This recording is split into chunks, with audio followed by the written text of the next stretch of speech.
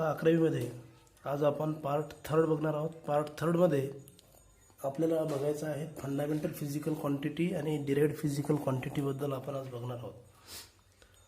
मित्रांनो, fundamental physical quantity कशाला म्हणायचं आणि फंडामेंटल युनिट्स कशाला म्हणायचं? Those physical quantity which do not depends on any other physical quantity for their complete measurement are known as the fundamental physical quantity. Fundamental physical quantity means those physical quantity which do not depends on any other physical quantity for their complete measurement are called as the fundamental physical quantity. An unit of that physical quantity are known as the fundamental units. Fundamental means it is the basic. It is the basic physical quantities. Fundamental means it is the basic physical quantities, and there are the 7 types which are evaluated from the SI system. आणि SI system मध्ये म्हणजे त्या conference मध्ये आपण सांगितल्याप्रमाणे काही basic physical quantities divide केल्यात, काही सप्लिमेंटरी फिजिकल क्वांटिटीज डिवाइड केल्यात आणि काही डिराइव्ड फिजिकल क्वांटिटी. त्याच्यापैकी ह्या फंडामेंटल फिजिकल क्वांटिटीज आहेत 7 प्रकारे. आणि त्या 7 प्रकारापैकी पहिली फिजिकल क्वांटिटी आहेत length, second mass, third time, fourth temperature, fifth electrical current, sixth luminous intensity, and number 7 it is the amount of substances. And the unit of that physical quantity which are called SI units, or it is also called as the fundamental units. The physical quantity for the length, first is length, and it is used to measure the length, and the SI unit is used to measure the meter, and the symbol of meter is small m. Second number is mass, and for the measurement of the mass the SI unit is kilogram, and its symbol is kg, small kg. Third number is time, and the SI unit is second, and the symbol is small s. Number 4th is temperature, and the SI unit is Kelvin, and this is the capital K. Fifth one is electrical current, and for the measurement of the electrical current we have used here ampere, and the symbol is capital A. Next one is 6th number, luminous intensity, and luminous intensity, the SI unit of luminous intensity is candela, and the symbol is CD. And last one is the amount of substances, and the SI unit for the amount of substances is MOLE, mole, and the symbol is MOL. मित्रांनो, या 7 basic physical quantity आपण म्हटलेल्या आहेत. मग ह्या 7 physical quantity कशा आहेत? ह्या मूलभूत आहेत, कारण ह्या मोजण्यासाठी कोणाचीही गरज पडत नाही. म्हणजे स्वतःचं युनिट त्यांच्याकडे असेल आणि ती फिजिकल क्वांटिटी जर मोजायची असेल तर आपण इझिली मोजू शकतो. For example, we have to measure the distance.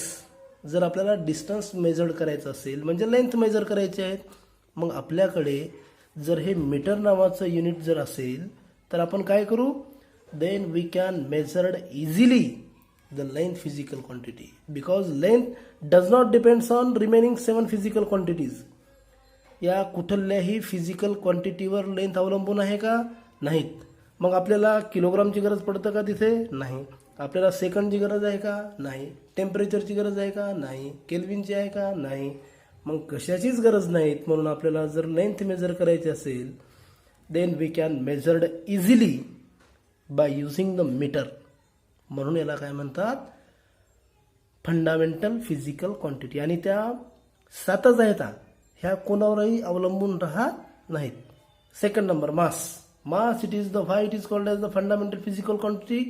Because the mass physical quantity does not depends on any other physical quantity for their measurement. म्हणजे मास ही जर फिजिकल क्वांटिटी मोजायची असेल तर आपल्याकडे जर किलोग्राम नावाचं जर युनिट असेल तर आपण freely and easily mass measure करू शकतो. बरोबर आहे की नाही. आपल्याला जर मास मेजर करायचे असेल then we does not depends on metre और सेकंड और केल्विन और एम्पियर और कॅन्डेला और समथिंग. आपण कशावरच अवलंबून राहतो का नाहीत, राहण्याची गरज नाहीत. कारण मास ही काय आहेत, fundamental physical quantity. Therefore, the SI unit is also called as the fundamental units and the symbol of SI unit is kg. Third one is time. Time is also fundamental. Why it is called as the fundamental? Because it does not depends on any other physical quantity again.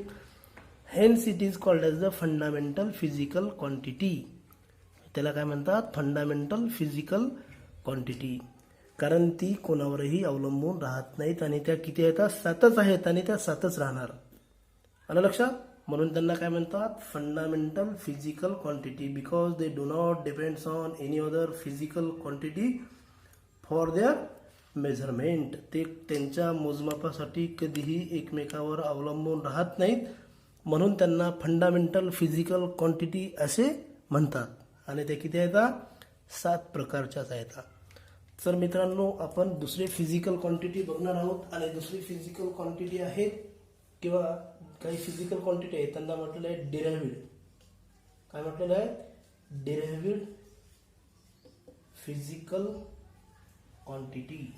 Derived physical quantity and the derived units.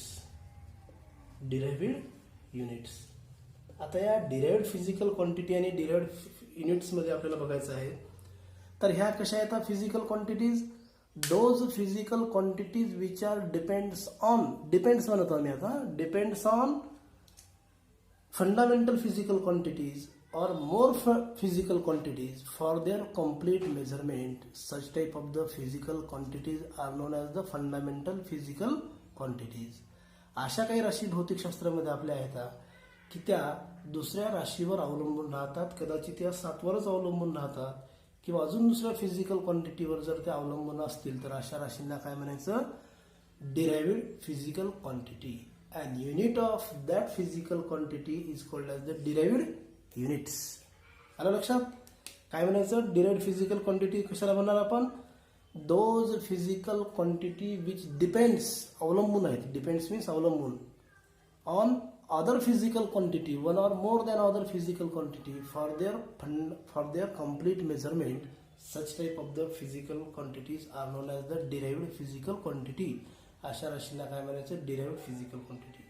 आणि unit of that physical quantities are known as the derived units. Derived units also SI units. ते सुद्धा SI units आहेत, फक्त त्यांना काय म्हटलेलं आहे, derived units. आता अवलंबून आपण कशाला म्हणणार आहोत, कोणत्या फिजिकल क्वांटिटी अवलंबून असतात. फॉर एक्झाम्पल आपण जर घेतलं, एक्झाम्पल घेऊयात आपण तिथे नंबर 1चं व्हेलॉसिटी. काय घेऊ आपण इथे, व्हेलॉसिटी.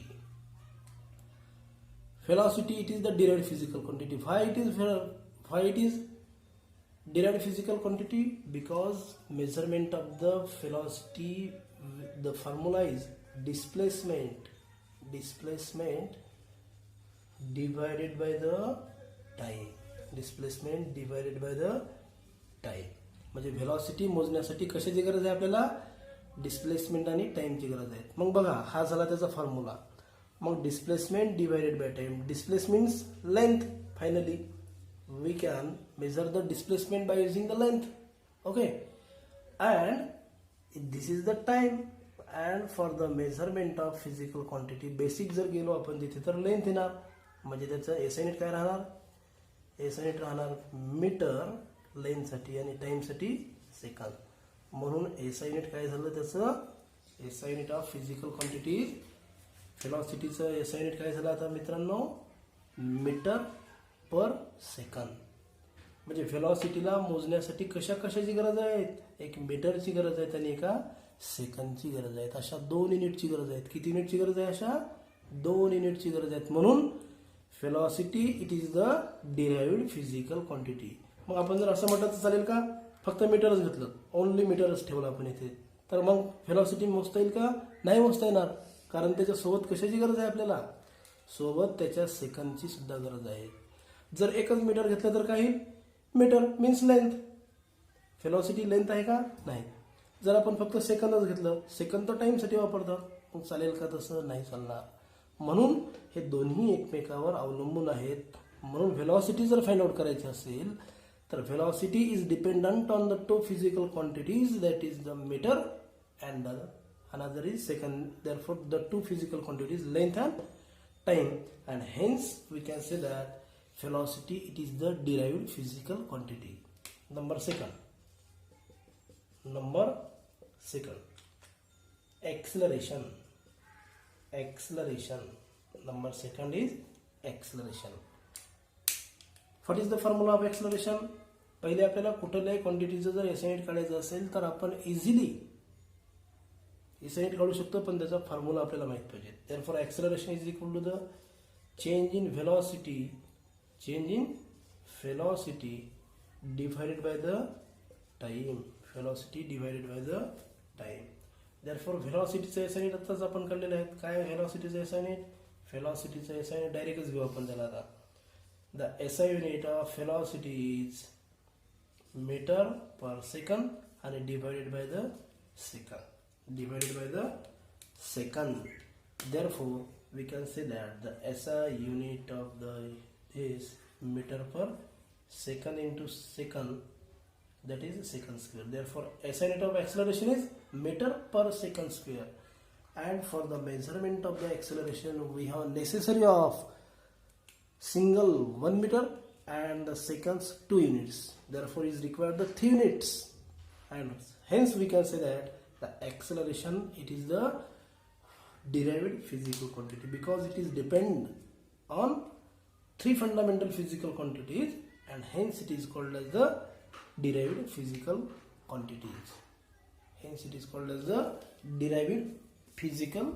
quantities.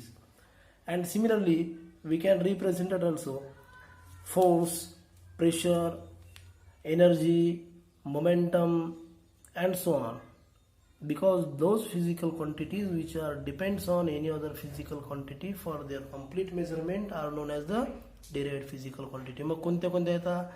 फोर्स आहे, एक्सलरेशन आहे. फोर्स बघूयात आपण, फोर्स कशी आहे ते. एक्झाम्पल नंबर 3 लिहू आपण इथे. एक्झाम्पल नंबर 3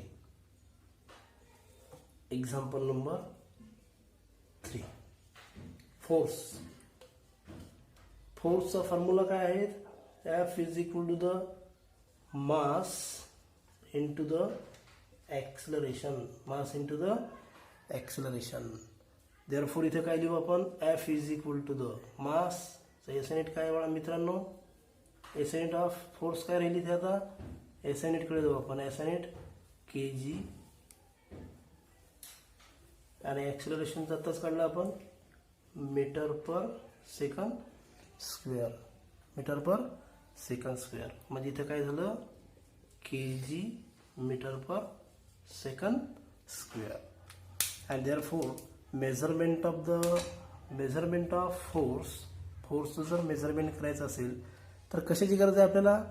kgचं 1 युनिट, मीटरचं 1 युनिट आणि सेकंडचे 2 युनिट्स, म्हणजे असे 4 युनिटची गरज आहे. Or it is also called as the 1 Newton or Newton also. When the value of 1 kg 1 meter divided by the 1 second square जर असेल तर त्याला 1 न्यूटन सुद्धा म्हणतात. and hence we can say that force, it is also derived physical quantity. कारण force मोजण्यासाठी या 4 युनिटची गरज पडत आहे आपल्याला. म्हणून फोर्सला काय म्हणणार आपण? It is the example of derived physical quantity or the derived units. Okay विद्यार्थी मित्रांनो, माझा जर तुम्हाला व्हिडिओ जर आवडला असेल तर नक्की मला शेअर, लाईक आणि सबस्क्राईब करायला विसरू नका. प्राध्यापक मुनेश्वर सर. आणि नवीन व्हिडिओ जर बघायचे